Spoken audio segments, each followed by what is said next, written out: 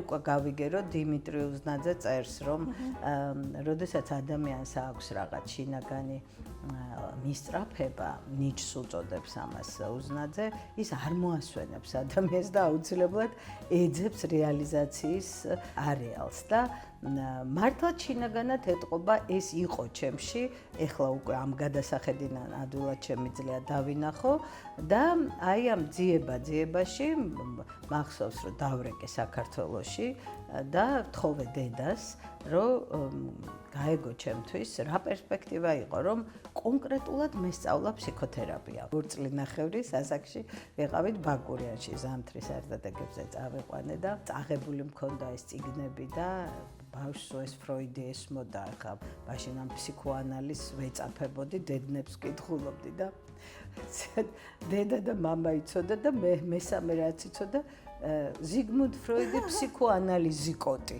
აი ასე იხსენიებდა.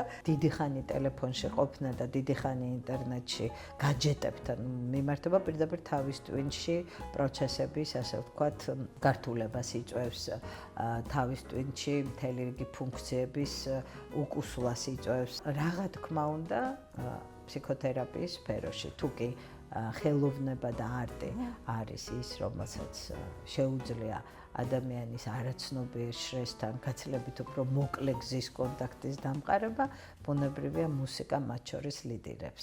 მოგესალმებით, დღეს მე-6 ეპიზოდია და ჩვენი ეპიზოდის სტუმარი გახლავთ ფსიქოლოგიის დოქტორი, პროფესორი, ევროპაში სერტიფიცირებული ფსიქოთერაპევტი და არაჩვეულებრივი ქალბატონი თია გოგოტიშვილი. თანამ სასაუბროდ გადავალ სტუმართან, მინდა გთხოვოთ, რომ გამოიწეროთ ჩვენი არხი, დაალაიქოთ ვიდეო და თუ სურვილი გექნება დააკომენტაროთ, ეს ჩემი არხისთვის ძალიან კარგი იქნება და განვითარდება არხი. რაც შეეხება სტუმარს, ქალბატონი თია, დიდი მადლობა პირველ რიგში რომ მონაწილეობთ ჩემს გადაცემაში. მოგესალმებით ირინა და მადლობას გიხდით თქვენი ინიციატივის და ინტერესისთვის. იმედია გამოგვევა საინტერესო დიალოგი. ჩვენი ფსიქოლოგიის გზა როგორია და როგორ მიხვედი ამ პროფესიამდე, ძალიან საინტერესოა. პირველი პროფესიით მე გახლავართ მუსიკოლოგი. თბილისის სახელმწიფო კონსერვატორია დავამთავრე და მე კონსერვატორიაში მქონდა, ასე ვთქვათ, მუშაობის გამოცდილება, ეს იყო 90-იანი წლები, ძალიან რთული პერიოდი ჩვენი ქვეყნის. თვის და სწორედ აი ამ პერიოდში მე მომიწია საქართველოდან გამგზავრება, არ ვცხოვრობდი საქართველოში რამდენიმე წლის მანძილზე, გაჩნდა ჩემი პირველი შვილი ლუკა და აი როდესაც ლუკა მოევლინა ამ ქვეყანას და ვიგრძენი თავი რომ უკვე ჩემი დედის დედობრივი მისია პირველი ნაბიჯი შესრულებული მქონდა დამეწყო ესეთი შინაგანი მისწრაფება. ძალიან მინდოდა რომ ესე იგი რაღაც ახალი მესწავლა. ჯერ არ ჩანდა პერსპექტივაში რა. და ვინაიდან მქონდა უკვე კონსერვატორიაში ასე ვთქვათ, მაშინ წითელი დიპლომი იყო და ასეთი მაღალი შეფასების მქონე დიპლომის მფლობელი ვიყავი, ვფიქრობდი რომ თან მუსიკა ძალიან მიყვარდა და პროფესიულადაც ბუნებრივია დიდი ენერგია მქონდა ამაში ჩადებული, ვფიქრობდი რომ გამეგზელებინა, მქონდა იდეა, რომ ჩამებარებინა ვოკალურ ფაკულტეტზე.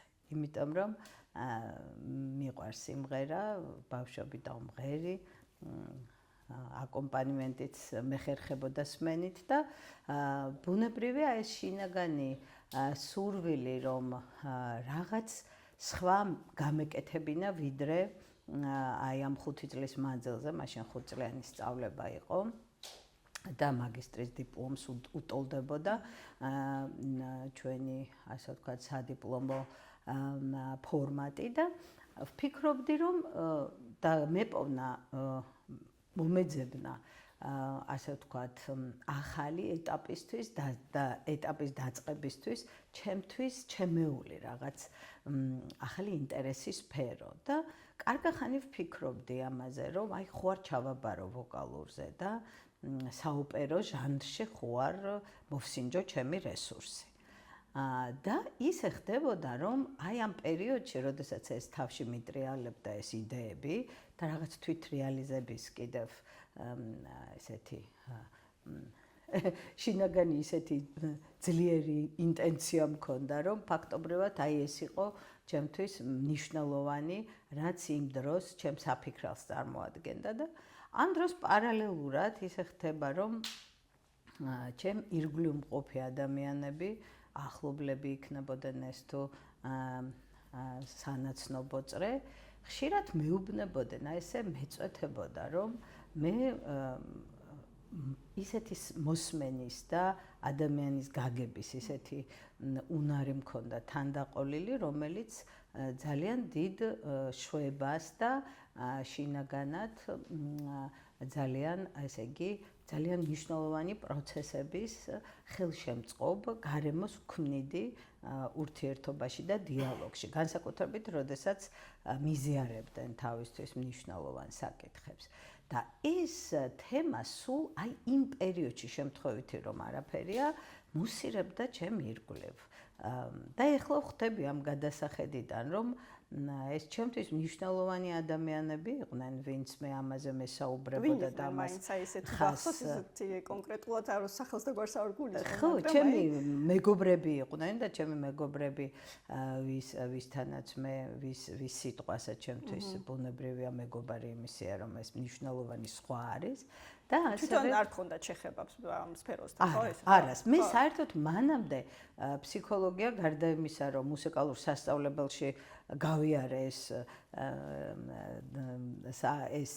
ასე ვთქვათ დისციპლინა, ეს საგანი, ნათაზის წიგნით, სხვა შორის მახსოვს კიდევაც. მე ჩემთვის ფსიქოლოგიაში ჩაღრმავება და ფსიქოლოგიაში ცოდნის მიღება დიდად, რო ვთქვათ, ინტერესის საგანს არ წარმოადგენდა. ინგლისური კი.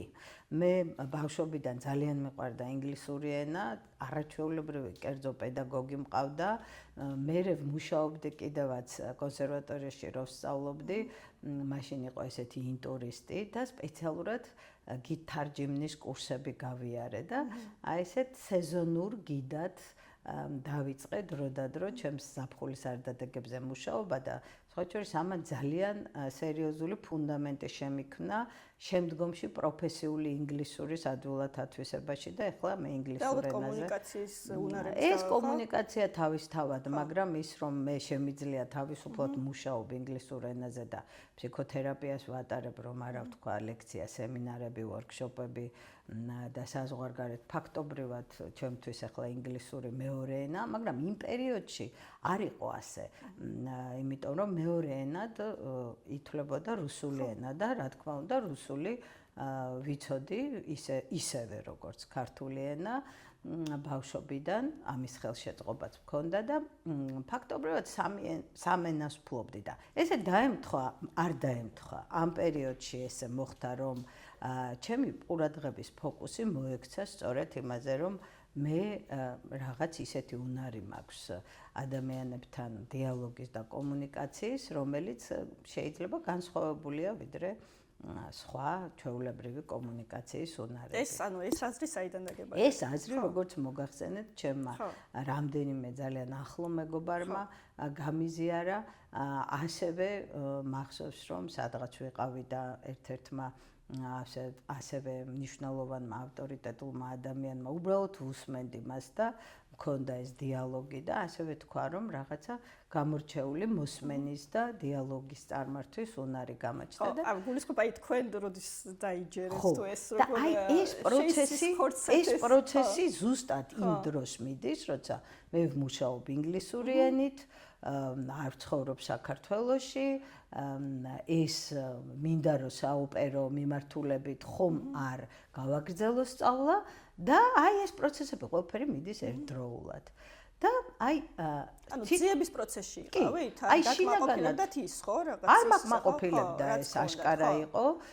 მე უკვე გავიგერო დიმიტრი უზნაძე წერს, რომ როდესაც ადამიანს აქვს რაღაც შინაგანი მისწრაფება ნიჩს უწოდებს ამას უზნაძე, ის არ მოასვენებს ადამიანს და აუცილებლად ეძებს რეალიზაციის ესე იგი არეალს და მართლაც შინაგანად ეტყობა ეს იყო ჩემში, ეხლა უკვე ამ გადასახედიდან ადვილად შემიძლია დავინახო და აი ამ ძიებაში მახსოვს რომ დავრეკე საქართველოში და ვთხოვე დედას რომ გაეგო ჩემთვის რა პერსპექტივა იყო რომ კონკრეტულად მესწავლა ფსიქოთერაპია. ფსიქოლოგიას ბევრი დარგი აქვს მოგეხსენებათ და დღეს ესეც არის ასოცირებულია თუ ვინმე ფსიქოლოგიაში მიდის ზოგჯერ ილუზორულად მიაჩნია რომ აუცილებლად უნდა ფსიქოკონსულტანტი ან ფსიქოთერაპევტი გამოვიდეს. ეს კიდევ დამატებითი ასე ვთქვათ ძალისხმევის თემაა. მოკლედ დედას ვკითხე რომ აი რამდენი წელი იყავით მაშინ აი ეს მაშინ მე ვიყავი 28 წლის უკვე. და მე აღმოვაჩინე რომ თურმე ფსიქოთერაპიის სწავლასაც სჭირდება მოწიფული ასაკი. და აი მე ვისაუბრებთ ალბათ ამ ევროპულ სტანდარტებზე და ასე ვთქვათ ინსტიტუტის მერხიდან არავინ არ იწყებს ამ საქმიანობას, ეს არის პოსტსაუნივერსიტეტო კიდევ დამატებითი განათლების საკითხი და მაშინ მე ეს არ ვიცოდი, იმიტომ რომ მაინტერესებდა მესწავლა და ზუსტად ჩემი თხოვნაც ეს იყო, რომ დედას გაერკვია ჩემთვის.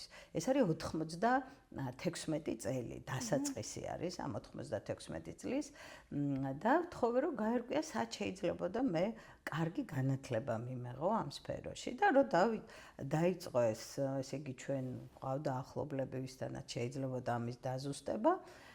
მოკლედ ყველამ გვირჩია, რომ დიმიტრი უზნაძის სახელობის ფსიქოლოგიის ინსტიტუტში იყო სასწავლო ინსტიტუტი, რომელიც ესე იგი სამედიცინო ფსიქოლოგიის მიმართულებით კვალიფიკაციას აძლევდა და სწორედ ეს ინსტიტუტი ასწავლიდა აი ამ ფსიქოთერაპიულ მიმართულებებს. ხოც შორის ჩვენ ამ შენობაში ვართ და ამ ინსტიტუტის მეორე სართულზე, ამ შენობის მეორე სართულზე იყო უზნაძის მიერ დაფუძნებული მისი სამართალმემკვიდრე კვლევითი ინსტიტუტი და მესამე სართულზე იყო სასწავლო ინსტიტუტი, სადაც მე ჩავაბარე. და როდესაც მე მოვედი ამ ინსტიტუტში, უკვე ერთ უნივერსიტეტ დამთავრება, ანუ ერთი უმაღლესი განათლების მქონე, თან ძალიან მაღალი, ასე ვთქვათ, ფრიადი შეფასებებით, ხომ? მაშინ არ იყო ეს ეროვნული გამოცდები და პირდაპირ შემომთავაზეს, რომ აი პირველ საუნივერსიტეტო საგნებს ჩავაბარებდი მოვამზადებდი მე თვითონ და ჩავაბარებდი და უკვე მეორე კურსიდან შეუდგებოდი სწავლას და მართლაც პირდაპირ მეორე კურსზე დავიწყე სწავლა, ეს ლოგიკა, ბიოლოგია ისე მახსოვს, რომ ფილოსოფია ამ საგნებს როგორ ვეჯექი და ვსწავლობდი, ამ დროს ლუკა უკვე 1 წლის იყო.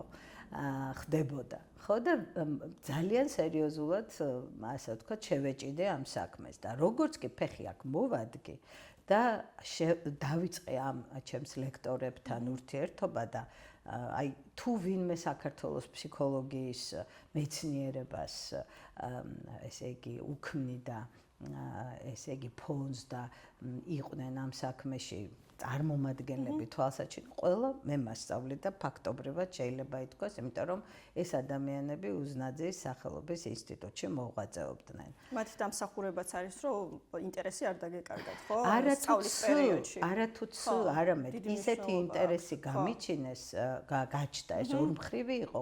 მერე და მერე, როცა მე განწყობის ფსიქოლოგია სიღრმისეულად შევისწავლე, კარგად მივხვდი, რომ ყველაფერი ორმხრივია. შინაგანთან თუ არ მოვიდა თანხwebdriverში გარე სიტუაცია, მარტო ერთი მხარე ცალმხრივად არაფერი არ ხდება. ხო, ანუ თუ შეიძლება გქონდეს დიდი სურვილი, მაგრამ თუ გარემოებებმა არ შექმნა, არ მიპასუხა ზუსტი გამოთქმა, მაშინ პროცესები ისე არ მიდის, როგორც შეიძლება ორმხრივი თანხwebdriveris დროს განხორციელდეს, ხო? და წარმოიდგინეთ, რომ ერთი დღე არ გამიცდენია. ერთი დღე არ მქონია გაცდენა ამ 4 წლის მანძილზე. ესე იგი პირველი კურსის მასალა ხო ჩავაბარე, რაც განსხვავებული საგნები იყო, ბუნებრივია და არც ერთი დღე არ მქონდა გაცდენა და ჩემი ორგანიზმიც ისე ფუნქციონირებდა, იმიტომაც არ ვაცდენდი, რომ ერთი დღე აი სურდოც არ დამართვნია. იმდენად ინტერესი მქონდა და ჩემი ლექტორები, რომლებიც ახლა ჩემი უფროსი კოლეგები არიან და მათთან უკვე სხვა კოლეგიალური ურთიერთობა გვაქვს, ხშირად იხსენებენ ხოლმე ესეთი იუმორით, რომ როგორ მეც უქმნიდი ენთუზიაზმს მაშინ ამ 90-იანი წლების დამლევს, რომ მაქსიმალურად ემუშავათ ჯგუფთან და მაქსიმალური ძალისხმევა ჩაედო თამაში. ნუ ბევრი რაღაც იუმორისტული ისტორია გვაქვს ამასთან დაკავშირებით, როგორ მე ვიყავი მუდმივად, ასე ვთქვათ. სტრესი არ იყო რაღაც გარკვეულწილად მაინც? ჩემთვის? ხო, იმიტომ რომ პირიქით. არა ხო? პირიქით. ლუკა პატარა რო იყო და ენა ახალადგმული ქონდა და სწავლობდა სახელებს, გვარებს. ერთხელ კითხეს, რომ დედაო, იციო რა გვარიაო და კიო ინსტიტუტელიაო გვარათო. იმდენად და ძალიან სასაცილო იყო, რომ 2 წლინახევრის ასაკში ვიყავით ბაკურიანში, ზამთრის არდადეგებზე წავიყვანე და წაღებული მქონდა ეს წიგნები და ბავშვს ეს ფროიდი ესმოდა, ახლა მაშინ ამ ფსიქოანალიზს ვეწაფებოდი, დედნებს ვკითხულობდი და დედა და მამა იცოდა და მესამე რაც იცოდა ზიგმუნდ ფროიდი ფსიქოანალიზიკოტი. აი ასე იხსენიებდა, ჯერ გამართულად ლაპარაკიც არ იცოდა, მაგრამ აი ეს ფრაზები ქონდა უკვე ლექსიკაში, იმიტომ რომ აი ძალიან მონდომებული ვიყავი მართლაც და დავასრულე ეს ინსტიტუტი, პარალელურად უამრავ რამეს გავდიოდი თუ სადმე რამე იყო გასვლითი სემინარები, რო აღარა ვთქვა ბიბლიოთეკა, რომელსაც ვეზიდებოდი ხან საიდან და ხან საიდან. კი მაშინ იყო ესეთი საკურსო ნამუშევრები და მე უკვე დავიწყე ამ საკურსოებზე სამეცნიერო მიმართულებით მუშაობა და შინაგანად ვგრძნობდი, რომ ჩემი პირველი განათლება არ უნდა დამეკარგა. ახლა მართლა თბილისის სახელმწიფო კონსერვატორია გამორჩეული იყო საერთაშორისო, ესე იგი მასშტაბით ძალიან მაღალი დონის იყო და არის სასწავლებელი და ამიტომ ძალიან კარგი განათლება მქონდა. თავის დროზე ამ სფეროში მიღებული, ახლა ვგრძნობ ჩემ აკადემიურ წერაში, ჩემს ასე ვთქვათ აკადემიურ უნარებში ძალიან დიდი როლი შეასრულა, სწორედ აი მუსიკოლოგიაში ჩემმა პირველმა განათლებამ. და რა კავშირი ჰქონდა? კავშირი დავამყარე ასეთი, რომ დავინტერესდი მუსიკის ფსიქოლოგიით და მუსიკის გამოყენებით თერაპიული მიმართულებით და დავიწყე შესწავლა ერთის მხრივ როგორ იყენებენ ფსიქოთერაპიაში და აღმოვაჩინე, რომ განვითარებულ ქვეყნებში მარტო ფსიქოთერაპიაში კი არა, სამედიცინო სფეროში პრეოპერაციული მომზადების პროცესი იქნება, თვითონ ოპერაციული ესე იგი პროცედურები თუ პოსტოპერაციული სარეაბილიტაციო სფერო, როგორ წინ წასული და განვითარებულია ეს სფერო და დავიწყე ეს უკვე ნაწარმოებები კლასიკური თუ რაღაც მუსიკალური ორი ტიპის მუსიკის გამოყენება ორი მიმართულებით ხდება. ერთი არის რისეპტული, ანუ მიმღები, როდესაც ისმენს, ესე იგი მიმღები, ბენეფიციარი და მეორე მხრივ აქტიური, სადაც თვითონ მუსიცირების პროცესი მიმდინარეობს მუსიკათერაპევტთან ერთად. ეს დეტალებია, მთავარი აქ ის არის, რომ მე უკვე სტუდენტობაში მესამე კურსიდანვე დავიწყე ამ საკითხების სამსაკითხებზე მუშაობა და როდესაც ეს აღმოაჩინეთ ამ სწავლის პროცესში თუ უბრალოდ თქვენ თვითონ მოგინდათ ის რომ არ დაგეკარგა თქვენი პირველი პროფესია და რაღაცნაირად დაგეკავშირებინათ? დავიწყოთ იმით, რომ პროგრამაში ჩვენ ყველა ის ფსიქოსაკონსულტაციო და ფსიქოთერაპიული მეთოდები გქონდა, რომელიც თანამედროვე ესე იგი მსოფლიოში მუშაობს როგორც წამყვანი ესე იგი მოდალობები.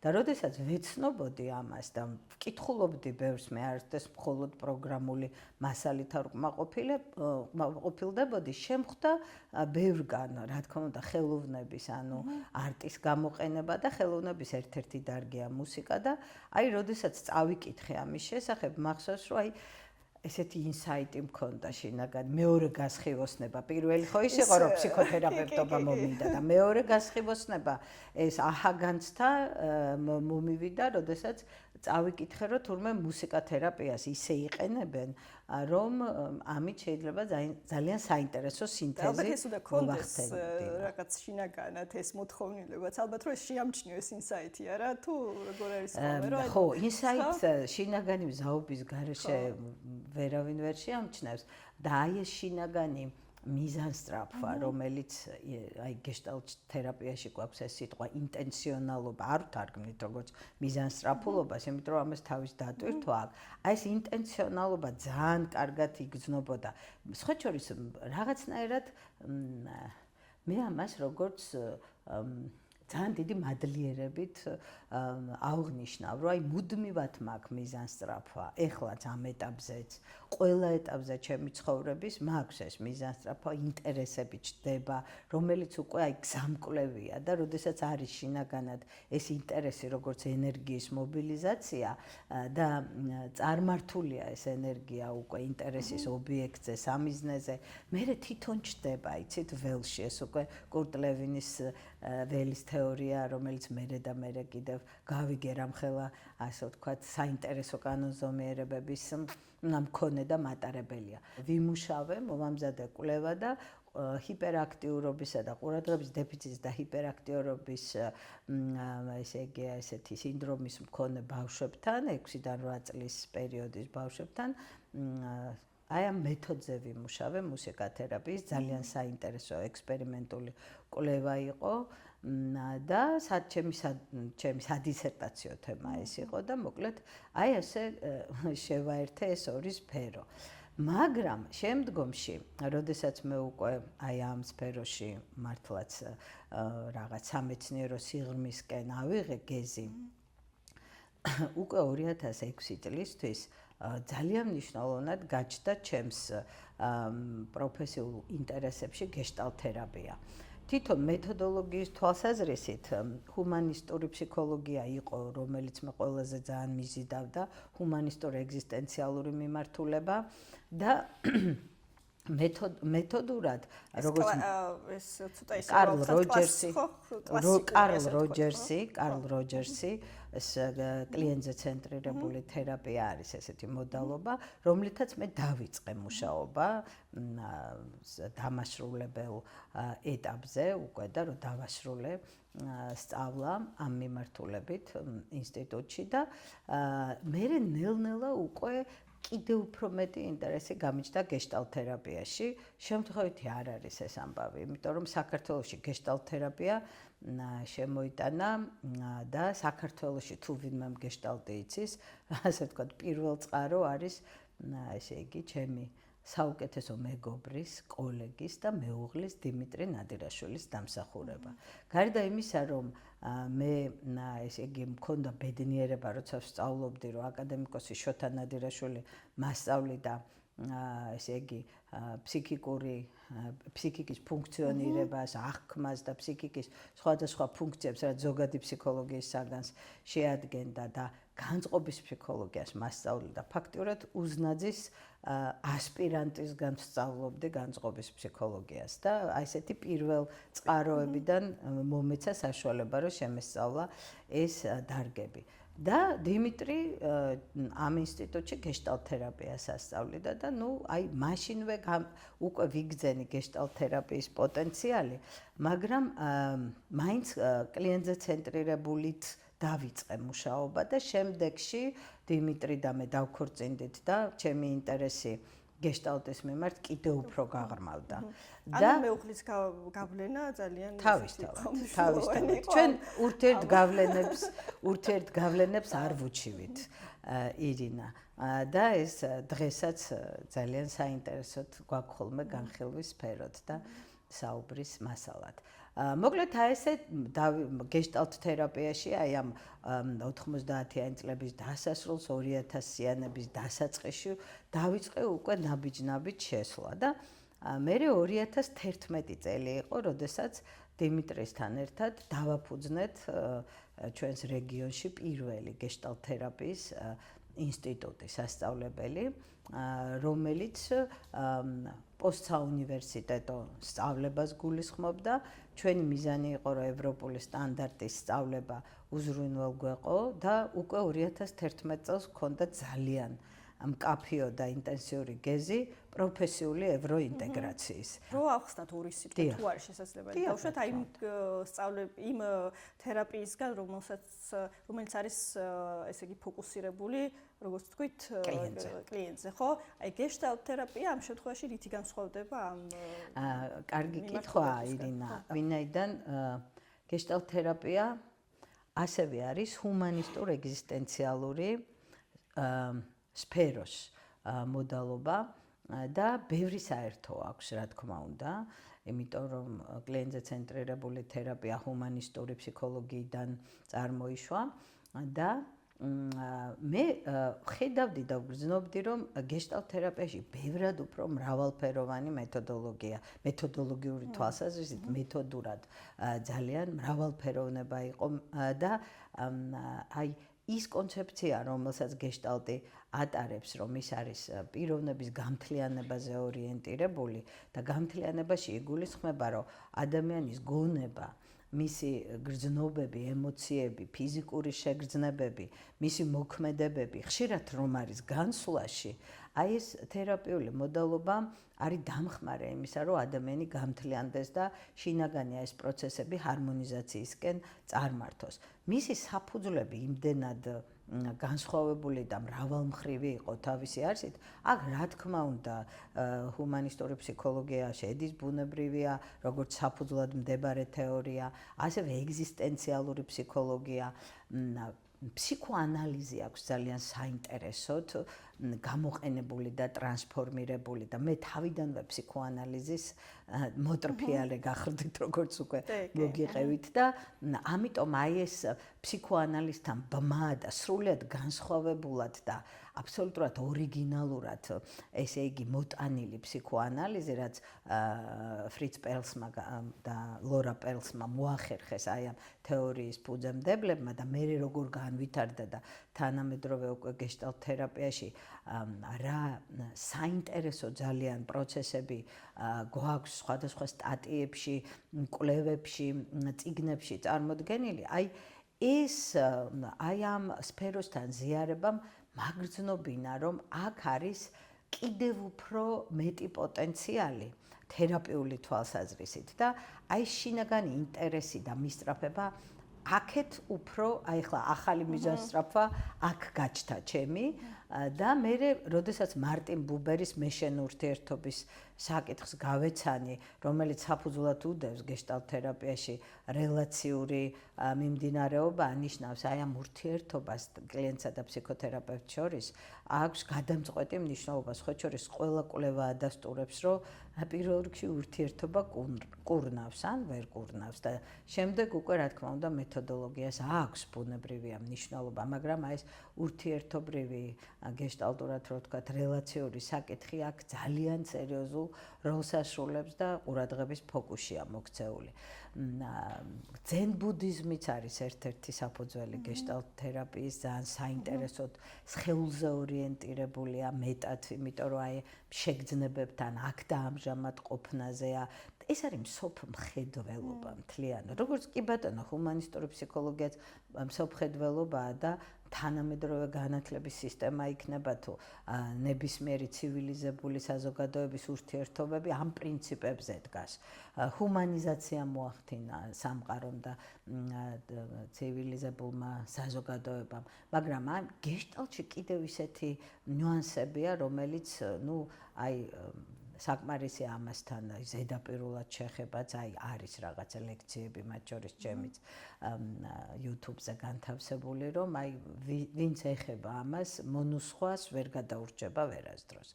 ხო და აი ვინაიდან დიმიტრი იყო ამის სპეციალისტი და ასწავლიდა ამას და მეც როგორც გულმოდგინე მოსწავლე ამას მაქსიმალურად ვითვისებდი და ბევრს ვკითხულობდი და დავაარსეთ ეს ინსტიტუტი და უკვე დავიწყეთ ევროპელ კოლეგებთან ძალიან ინტენსიური არა მხოლოდ ურთიერთობა ჩვენ პირდაპირ მთელი ეს 1450 საათი, რაც პროგრამულად მინიმუმი არის საათების, რომ დადგე ფსიქოთერაპევტი და მიიღო ევროპული ცენზი, ჩვენ თვითონ ვიყავით ამ პროცესში, ასე ვთქვათ, ჩართულები და გარდა ამისა, უამრავი ღონისძიება ტარდებოდა უკვე საზღვარგარეთ, რაზედაც არტოვებდით არც ერთს. სამეცნიერო მიმართულებით. არა, ეს არის ფსიქოთერაპიის სასწავლო ინსტიტუტი და ჩვენ გადავწყვეტეთ, რომ ჩვენ არ გვინდა ვიყოთ უბრალოდ, აი საქართველოში არც დღეს არ არის რეგულაციები, არა მარტო ფსიქოთერაპია, როგორც დარგი არ არსებობს, ფსიქოლოგიაში არ გვაქვს ჩვენ კვალიფიკაციის სტანდარტები სამწუხაროდ და რეგულაცია შესაბამისად არ გაგვაჩნია, ამას ძალიან ბევრი დამოკიდებული და ზოგადად რა უნდა იყოს ამის საფუძველი, ამისთვის უნდა შეიქმნას სტანდარტები, რომელიც სახელმწიფო რეგულაციას შექმნის, კანონები, რომელიც არ მიცემს საშუალებას ყველას პოეტს, მწერალს, კულტმასობრივი ღონისძიებების სპეციალისტს, რომ თავის თავს უწოდოს ფსიქოლოგი, ფსიქოკონსულტანტი. ძალიან ნიჭიერი ვართ ჩვენ ქართველები. 2019 წელი ჯერ პანდემია არ იყო დაწყებული, რომ ჩვენ აი ძალიან სერიოზული შრომის შედეგად ჩვენმა ინსტიტუტმა მოიპოვა ევროპული აღიარება და ჩვენი პროგრამა და ჩვენი ინსტიტუტი, საქართველოს ეროვნული გეშტალტ ინსტიტუტი გახდა ევროპული აკრედიტაციის მფლობელი, რაც ნიშნავს, რომ ჩვენი დიპლომების მქონე ესე იგი უკვე სპეციალისტები ფსიქოთერაპიაში, მათი დიპლომები ვალიდურია და იგივე, ასე ვთქვათ, თავისი ცენზითა და მნიშვნელობით აღიარებულია და იგივე მნიშვნელობას და დატვირთვას ატარებს, რასაც ევროპული ინსტიტუტების კურსდამთავრებულების, ესე იგი, დიპლომები როგორც არის, ესე იგი, განხილული და მიღებული.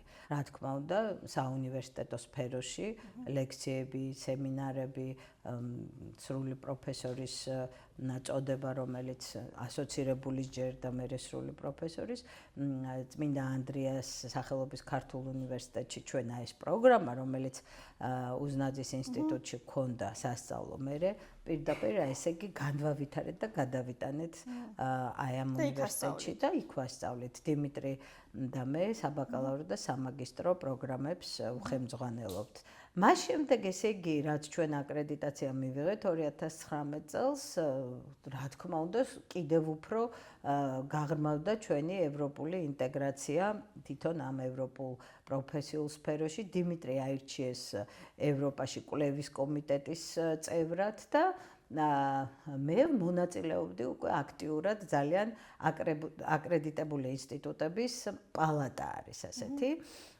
რომელშიც უკვე ჩვენი ინსტიტუტი შევიდა და მე წარმომადგენელი ვიყავი. ეს გზა იყო უკვე მიმავალი შემდგომი მიზნისკენ. 2024 წელს ამირჩიეს ეთიკის კომიტეტის თავმჯდომარედ. 2018-ში უკვე ჩვენ თანაავტორობით გამოვეცით გეშტალტ-თერაპიის თეორია და ტექნიკა. და ახლა სულ ახლახან ქართულად წერდით და გამოვცემდით, ბუნებრივია.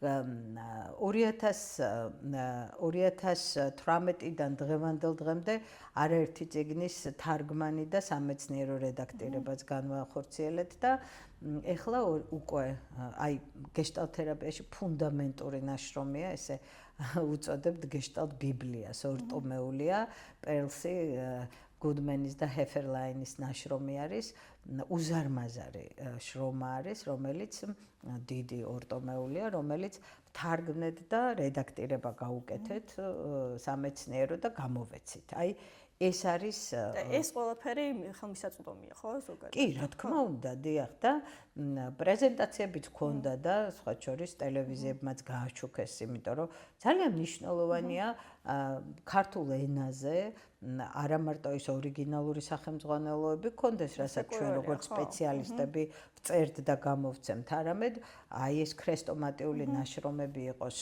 მაღალ დონეზე ნათარგმნი და გამოცემული, რითაც შემდგომი თაობები გაიზრდებიან, ამას ბუნებრივია აქვს მნიშვნელობა. აი რაც დაიწყეთ, აი შეხვედით ასე ვთქვათ ამ სფეროში, ხო? 28 წლის ასაკიდან დღემდე, აი რა არის ესეთ ყველაზე მნიშვნელოვანი, ესე ვთქვათ, განვითარება თქვენში პირადად, რას ხედავთ და თუ შეიცვალეთ როგორც პიროვნება ზოგადად და ყველაზე მნიშვნელოვანი აი რამდენიმე თვისება რო ვთქვათ, ან რამდენიმე ესეთი ხაზი, ასე ვთქვათ, რაც გეშტალტ თერაპია საერთოდ ძალიან ცვლის. ესეც უნდა ვთქვა ალბათ, ყველა მეთოდს არ აქვს ეს მოთხოვნა. ჩვენთან არის რომ თუ პირად თერაპიაში არ ხარ თავიდან და თუ შენ თავზე არ მუშაობ და პიროვნულად შენ თვითონ პიროვნულ ზრდაზე არ ხარ მარტო მეთოდოლოგიის სწავლებით აი ამ ცენზის მიღება არ ხდება და პროფესიონალად აღიარება არ ხდება. და ამიტომ აი როდესაც დავიწყე ჩემ თავზე მუშაობა ბუნებრივია პირადი თერაპია ჯგუფური ინდივიდუალური შემდგომში სუპერვიზირება ჩემი ასე ვთქვათ პრაქტიკული მუშაობის უამრავი საათები ასობით საათი რომელიც უნდა ასე ვთქვათ გამეარა და განვითარებულიყავი როგორც პროფესიონალი ბუნებრივია პიროვნულ ცვლილებებზეც მოქმედებდა პირველი რაც ძალიან სერიოზულად და თვით რეფლექსია ხო საერთოდ თავარი მოთხოვნა არის საკუთარი თავის აღქმა, საკუთარი თავის მეთვალყურეობა, საკუთარი თავის მართვა, აი ესე ქართულ ჩვეულებრივ ყოფით ტერმინოლოგიაში ესე შეგვიძლია ვთქვათ და ეს მედამკვირვებელი რომელიც აი ძენ ბუდიზმი ვახსენე გეშტალტში გვაქვს ეს მედამკვირვებელი. საინტერესო ერთ უნდა ჩავიხედო მე. კი ბატონო, YouTube-ზე არის მარტივად გასაგებად ჩემი ორნაწილიანი ლექცია და თუ მე არ დაგეზარებათ მოისმინეთ და წიგნსაც კი ბატონო წიგნებსაც შემოგთავაზებთ. გვაქვს უკვე ამის ფუფუნება. ხო, ასე რომ აი ის რასაც განწყობის ფსიქოლოგიაში მეს ობიექტივაცია ქვია რომ საკუთარი თავი გახადო აღქმის ობიექტი, დაკვირვების ობიექტი. ფაქტობრივად ჩავები ამ საქმეში და ამ პროცესში და ეს არის უსასრულო პროცესი. ალბათ სანამ ცოცხალი ვარ, ეს პროცესი უწყვეტი იქნება არა მხოლოდ თანმდევი, არამედ ყველაფერი, რასაც ადამიანი მისდევს და ახორციელებს, ვითარდება თავისთავად, ხო? აი ეს უწყეტობა განვითარების საწინდარია.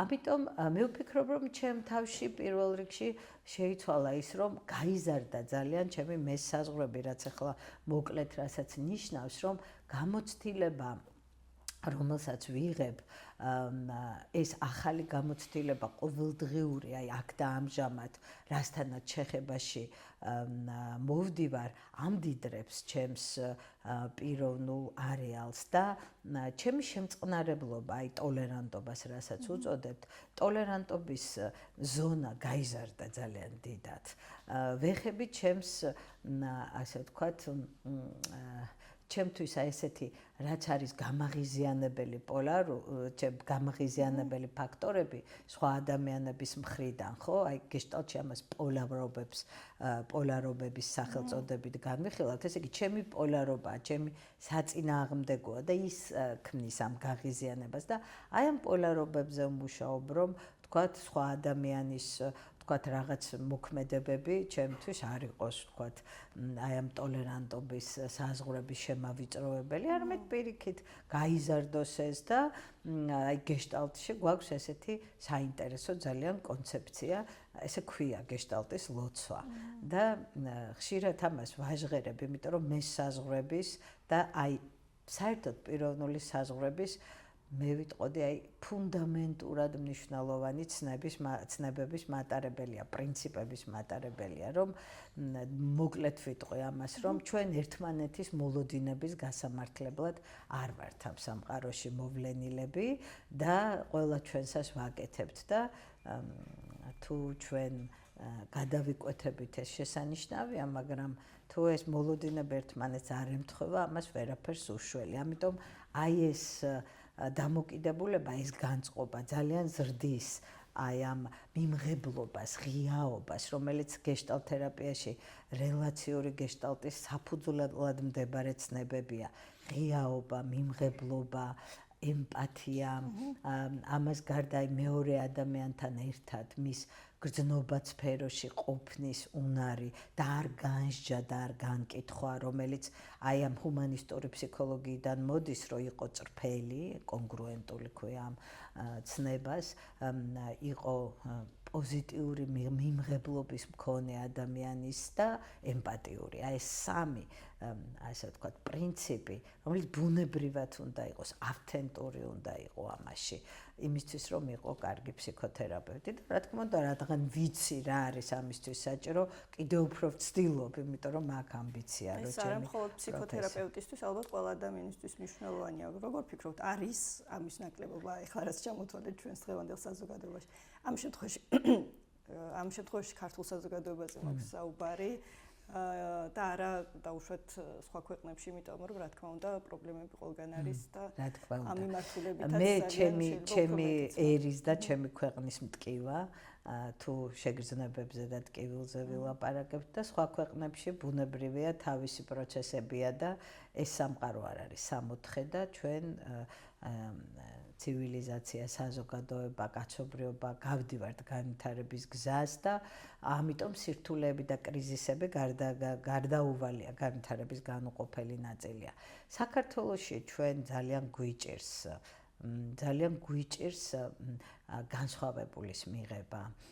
თუ ჩვენი აზრები ერთმანეთს არ ემთხვევა, პირდაპირ საპირისპიროა იმ ყველაფრის, რაც ჩამოვთვალეთ დღეს, რაც ჩვენი რეალობის და ჩვენი ინტერპერსონალური პიროვნებად შორის ურთიერთობების პრობლემაა. ესე იგი, ძალიან დიდია აგრესია. აგრესია არის რეაქცია უკმაყოფილებაზე და უკმაყოფილება და ვერ რეალიზება ქართულ ადამიანს დღეს ბუნებრივია აგრესიულობისკენ უბიძგებს, იმიტომ რომ ადამიანები, ქართველები მართლა გამორჩეულად ნიჭიერი ადამიანები ვართ, ამას ვამჩნევ მე, იმიტომ რომ ძალიან სწრაფი ალღო რაღაცების ათვისების უნარი, მაგრამ სამაგეროდ მეორე პოლუსი არის, რომ თანმიმდევრულობა, დისციპლინა, ესე იგი ორგანიზებულობა, სისტემატურობა, აი ეს ეთნოფსიქიკურად გვაკლია.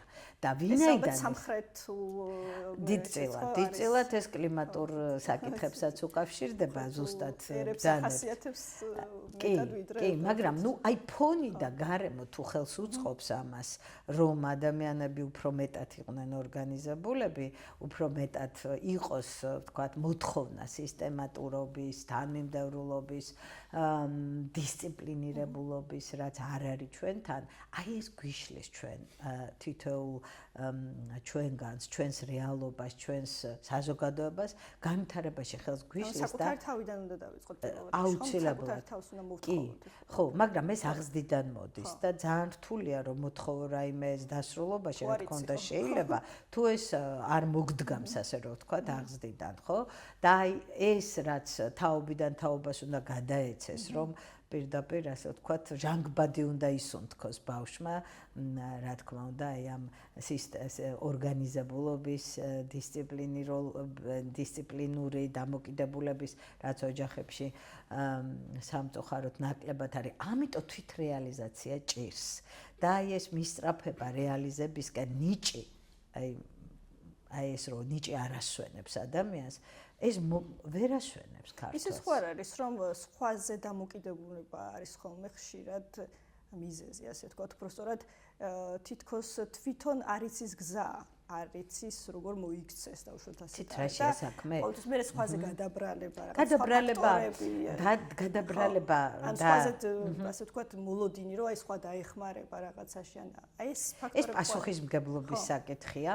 ვხუმრობ ხოლმე, რომ გეშტალტი გადაარჩენს საქართველოს თქო, ნახევრად ხუმრობას ვამბობ, იმიტომ რომ აი ეს არის თერაპიული მოდელი, რომელიც პასუხისმგებლობის განვითარებას უწყობს ხელს და პასუხისმგებლობის დეფიციტზე საუბრობთ თქვენ, რომ ის რაც არ ვიცი, უნდა ვეძებო და ის რომ ვინც ეძებს ის პოულობს, ეს დაწერილი და დაუწერილი ჭეშმარიტება. ანუ ადამიანი თუ ეძებს აუცილებლად ველში ჩდება ის, რაც მისი საჭიროება, მოთმინება არის ამისთვის საჭირო, თანმიმდევრულობა, უწყვეტობა, მიზანსწრაფულობა და ჩდება ველში და მართალია ეს, რომ ვინც აკაკუნებს, იმას უღებენ და ვინც ეძებს ის პოულობს და ვინც ითხოვს იმას მიეცემა. ეს ჭეშმარიტებებია. ასე რომ აი თვით რეალიზაციის საკითხი პრობლემურია ჩვენთან და ვერ რეალიზდებიან ადამიანები, აი ამ სოციალურმა ქსელებმა სულიად ჩაანაცვლა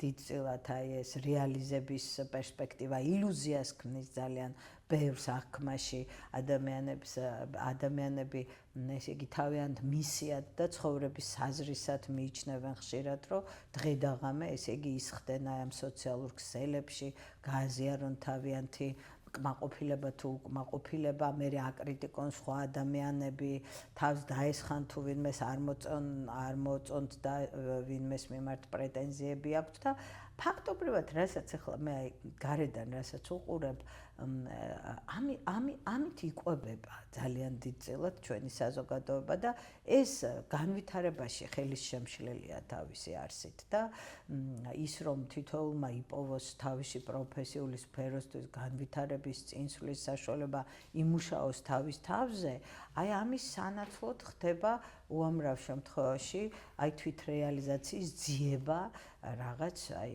ამ სოციალურ პოლიტიკურ სფეროში აზრების გამოთქმის არა მხოლოდ ჩეხლა შემოხლის პროცესში. თეა, აი ბოლო დროს კითხულობ ხოლმე და ხშირად ხვდება სხვათა შორის ეს მოსაზრება აი ფსიქოლოგიასთან დაკავშირებით, რომ ადამიანებს ძალიან ნეგატიურად მოქმედებს აი ზუსტად სოციალურ მედიაში და ზოგადად მედიაში არსებული ნეგატიური ინფორმაცია და მათ ქცევაზე ძალიან, ასე ვთქვა და მათ რაც თავარია მენტალურ ჯანმრთელობაზე ძალიან ცუდად აისახება ეს ყველაფერი და ამ მიმართულებით მაინტერესებს თქვენი მოსაზრება ზოგადად არის თუ არა ასე და როგორ შეიძლება ჩვენს ასე ვთქვა დღევანდელ დღეს ეს რაღაცნაირად მოაგვაროს თითოეულმა ადამიანმა საკუთარ თავთან თუ რა ვიცი ახლობელთან.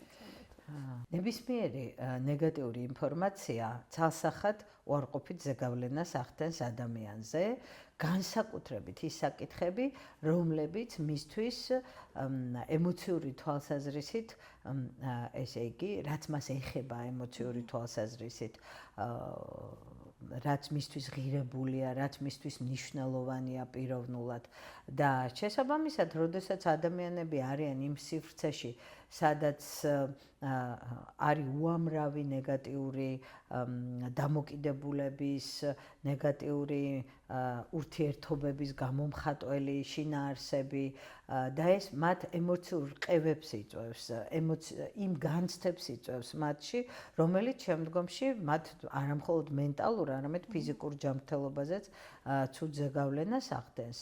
თუ ჩვენ უარყოფითი ემოციები თუ ჩვენში დომინირებს და ცუდად გრძნობთ თავს, იმიტომ რომ ემოცია ბუნებრივია განცდებს ასახავს, ხო? როგორ განვიცდით ჩვენ თავს აქ და ახლა და თუ კი ჩვენ თვითონ იმ შინაარსებთან გვაქვს ნებით შეხება, რომელიც სულ ნეგატიური ემოციების გამომწვევია, ძალიან მარტივი ლოგიკა მგონია გასაგებად, რომ ეს მოახდენს უარყოფით ზეგავლენას, როგორც ფსიქიკაზე, ასევე ფიზიკურ ჯანმრთელობაზე. და თეა, აი ზოგადად აი ფსიქოთერაპია და ადამიანი ჩვენთან საქართველოზე ვსაუბრობ ამ შემთხვევაში, რა თქმა უნდა, რომ მივიდეს ფსიქოთერაპევტთან, მაინც ხათანხებთან არის დაკავშირებული და ეს, რაზეც ვისაუბრეთ, რასაკვირველია, ერთ-ერთი მეთოდი, რომ ანუ ადამიანმა იმუშაოს ამ პრობლემებზე, რასაკვირველი არის ფსიქოთერაპია და ფსიქოთერაპევტთან მუშაობა. მაგრამ აი ეს თერაპია რომ რაღაცა მარტო ჩვენთან არა რასაკვირველია საზღვარგარეთ კიდე უფრო ალბათ ფუფუნებისაგანიც არის ხოლმე ხშირ შემთხვევაში ხო აი როგორ შეიძლება რომ რაღაცა დაბალანსდეს და აბალანსოს ანუ ასე ვთქვათ ამ შემთხვევაში მოქალაქე რომელსაც ჭირდება ეს ყველაფერი და დღეს მეთოდები შეიძლება გლობალურ ინტერნეტ სივრცეში არის უამრავი თვით დახმარების მეთოდები არის მართლა კვალიფიციური პროფესიონალების მიერ ჩაწერილი ისეთი ასე ვთქვათ ვიდეო რგოლებიც და მასალაც მე ხა მარტო ვიდეოებით კი გასაგებია რომ დღევანდელი ადამიანი სულ რაღაც მოკლე ვიდეოების მიმართ განსაკუთრებული ინტერესის მქონეა, მაგრამ ხომ არსებობს წყაროები, შეგვიძლია წავიკითხოთ, თვითდახმარების საშუალებებს მივმართოთ. ამისთვის არსებობს მეცნიერება და ფსიქოკონსულტირება, ფსიქოთერაპია, როგორც დარგები თავისთავად ამაზე არის ორიენტირებული, არა მხოლოდ ვთქვათ, კაბინეტურ სივრცეში დახმარებაზე, არამედ რა რესურსს ფლობს ადამიანი და როგორ შეიძლება თვითდახმარებისთვის ეს გამოიყენოს. ლექციები არსებობს, ვიდეო ლექციები, რომელსაც შეიძლება უყუროს. უამრავი სივრცე არსებობს სამაგისო. თუმცა ფილტრაციასაც ალბათ დიდი მნიშვნელობა აქვს, იმიტომ რომ ძალიან ბევრი არა, ასე ვთქვათ, რეალურად არა კვალიფიციური შეიძლება იყოს ადამიანი, რომელიც საკუთარ თავს ასაღებდეს როგორც ფსიქოანალიტიკოსი. მით უმეტეს ჩვენ სივრცეში, სადაც რათაც გინდათ იმას გაასაღებს ადამიანი თავს. სინამდვილეში ესეა, რომ ის მართლა ადამიანი თუ კი ეძებს პროფესიონალურ დახმარებას, აქვს შინაგანი, ესე იგი, ის არის მზად, რომ განასხვაოს, ვთქვათ, დაინტერესდეს ბოლოს და ბოლოს, რომ ის ვინც მთავაზობს ამას და ამას, ვთქვათ, რა არის მისი ბექგრაუნდი, რასაც უწოდებთ, ხო, რა არის მისი განათლება, კვალიფიკაცია, რა არცოდნის პატრონია, ბოლოს და ბოლოს რა პროფესიას ფლობს ესა თუ ეს ადამიანი, იმიტომ რომ ბევრი ითვისებს ამ პროფესიას და ვთქვათ, უნდა გაერკვეს მის ბიოგრაფიაში, რა უსწავლია მას და რა კვალიფიკაცია აქვს ამისი. ანუ უბრალოდ რო ვთქვათ, სანამ მისგან მიღებულ ინფორმაციას, უბრალოდ მოწოდებულ ინფორმაციას მიიღებ, აუცილებელია რომ გადახედო მის ბექგრაუნდს, რომ ხო, რა თქმა უნდა და გარდა მე ლექციების შემთხვევით არ ვახსენე, ხო, მოკლე ვიდეოებს წერენ, ვინც გინდათ ის რა ყურმოკრულებს და პატარ-პატარა რილსებს და ასე შემდეგ და ამითი ხდება საზოგადოებასთან ურთიერთობა, ხო, PR-ს რასაც უწოდებთ და ხა ლექცია რო წაიკითხო და თან ვიდეო ლექცია გააკეთო, ამისთვის ცოდნა გჭირდება. ამიტომ ამ პატარ-პატარა რილსებს და TikTok-ობანას საკუთარ მენტალურ ჯანმრთელობას რაც ეხება, ხო? თუ ვამჯობინებთ, ვთქვათ, უფრო მეტად აკადემიური რესურსების მოპოვებას, თუ გინდა ვიდეო ლექციები იქნება ეს თუ სხვადასხვა წყაროები, რომელიც შეიძლება დაინტერესდეს ინგლისური ენა ახლა თითქმის ყველა მიცის, იმიტომ რომ მართლა მეორე ენაა. სხვანაირად განვითარება ვერ ხდება. ერთი ენის ფარგლებში, მით უმეტეს ქართული ენის, რომელიც მაინც მცირეერი ვართ ჩვენ და თარგმანებიც ვერ არის იმდენი, რამდენიც საჭიროა.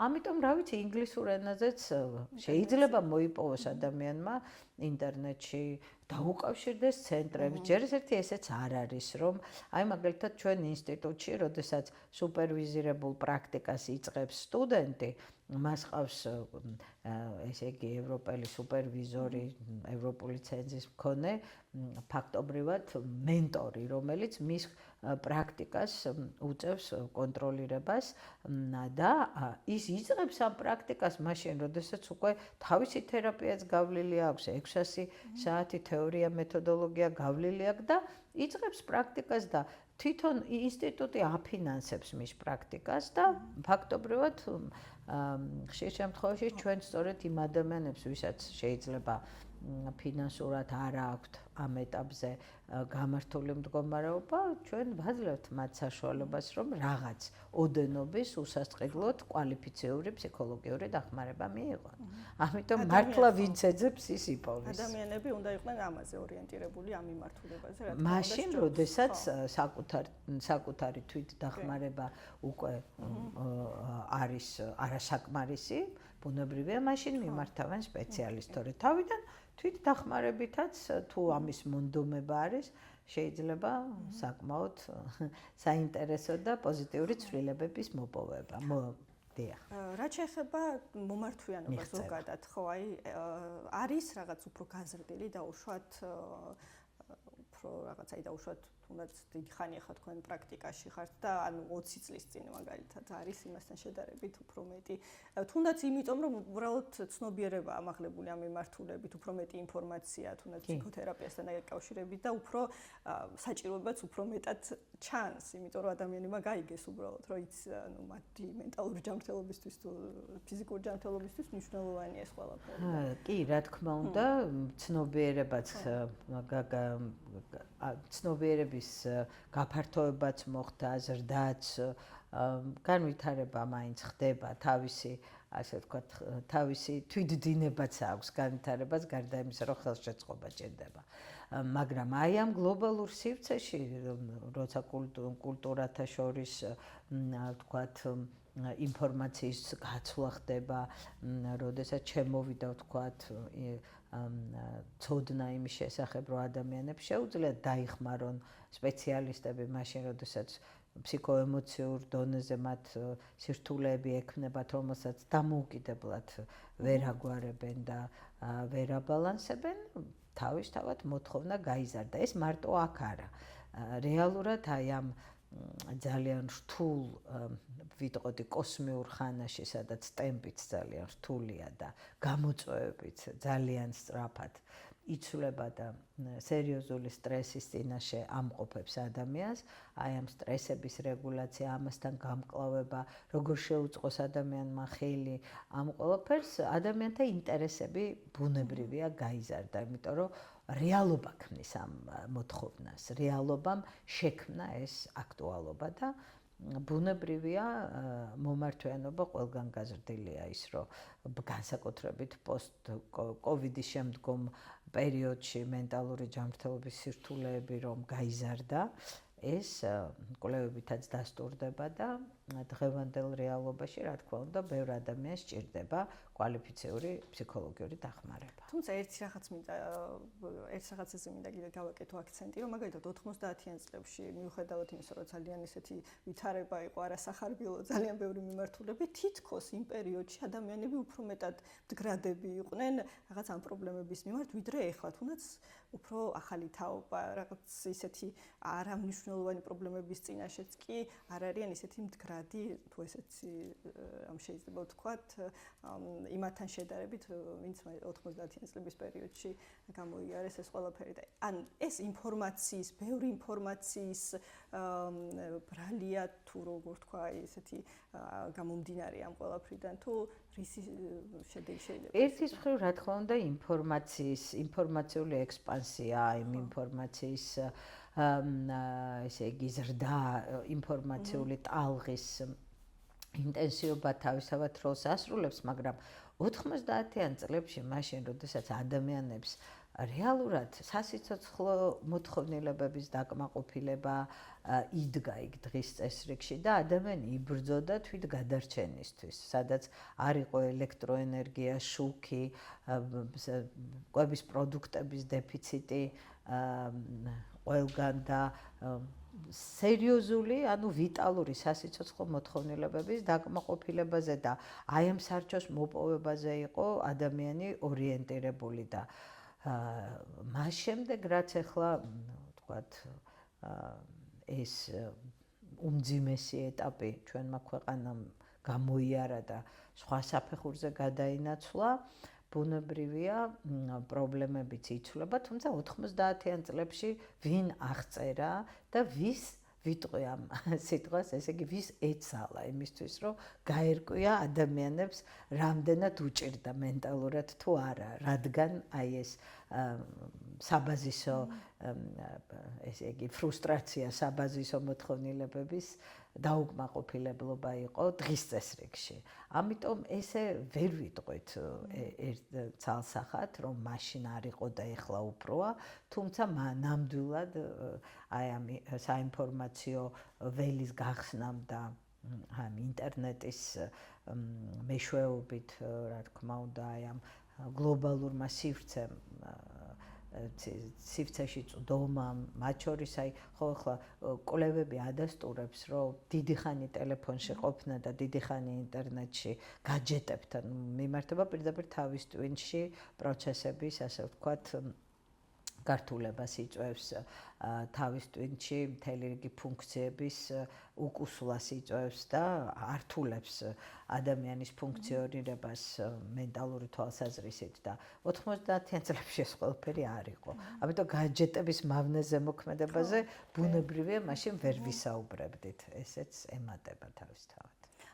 თვითონ ფსიქოლოგიის და ამ შემთხვევაში თქვენი მიმართულება გეშტალტ თერაპიის მიმართულება არის, რამდენად არის გაზრდილი, გულისხმობ უკვე სულველს, რომ ამ იყო სპეციალისტი გახდეს ამ საკმაოდ გაზრდილია მოთხოვნა ადამიანებს აქვთ უკვე რაც უფრო მეტი დრო გადის ინფორმაცია და არა მარტო ინფორმაცია შეხება გეშტალტთან და როცა გამოცდილებაში ეძლევათ როგორც სulis გეშტალტი და რამდენად ასე ვთქვათ ადამიანს უადვილებს ცხოვრებას იმიტომ რომ მთელი ეს პრინციპები რომელიც გეშტალტ თერაპიაშია ადამიანის ბედნიერად ყოფნისთვის არის მოწოდებული და თვითრეგულაციის და საკუთარი საზღვრების ასე იგი დაბალანსების და შინაგანი მდგომარეობის ნაწილების გამთლიანებაზე როგორც აღნიშნე არის მიმართული და როცა ადამიანები ეხებიან ამას და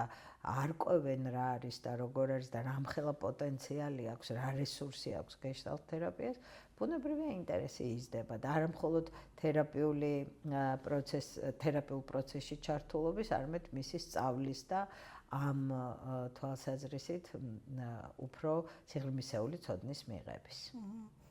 და ბოლოს მინდა კითხო ისე მუსიკასთან დაკავშირებით, აი იმის მერე ქონიათ შეხება ეს თუ ის ასე ვთქვათ ჩააბარეთ წარსულს მუსიკის. მე უნივერსიტეტში მუსიკათერაპიის პრაქტიკას ვასწავლი სამაგისტრო საფეხურზე, სამაგისტრო პროგრამაში და ბევრი ჩემი სტუდენტი საკმაოდ კარგად სარგებლობს თავიანთ პროფესიულ სფეროში. იქნება ეს ინკლუზიური განათლება, პედაგოგები, რომლებიც სკოლებში მუშაობენ, სპეციალური საჭიროებების მქონე ბავშვებთან, განვითარების შეფერხების მქონე ბავშვებთან ძალიან აქტიურად იყენებენ იმას, რასაც სწავლობენ. რომ აღარა ვთქვათ, სასწავლო დაწესებულებებში როგორ შეიძლება სწავლების პროცესის გაუმჯობესება მუსიკის ჩართულობით და რა თქმა უნდა ფსიქოთერაპიის სფეროში. თუ კი ხელოვნება და არტი არის ის, რომელსაც შეუძლია ადამიანის არაცნობიერ შრესთან გაცილებით უფრო მოკლე გზის კონტაქტის დამყარება, ბუნებრივია მუსიკა მათ შორის ლიდირებს და ამიტომ ისინი, ვინც ეზიარებიან ამ სფეროს, თავიანთი საქმიანობის, სხვადასხვა სფეროში საქმიანობის კიდევ უფრო გაუმჯობესებას და განვითარებას უწყობს ეს ხელს. ძალიან დიდი მადლობა საინტერესო საუბრისთვის. მადლობ თქვენ. მაყურებელს მიმართავ, რომ გთხოვთ გამოიწეროთ ჩვენი არხი. დიდი მადლობა.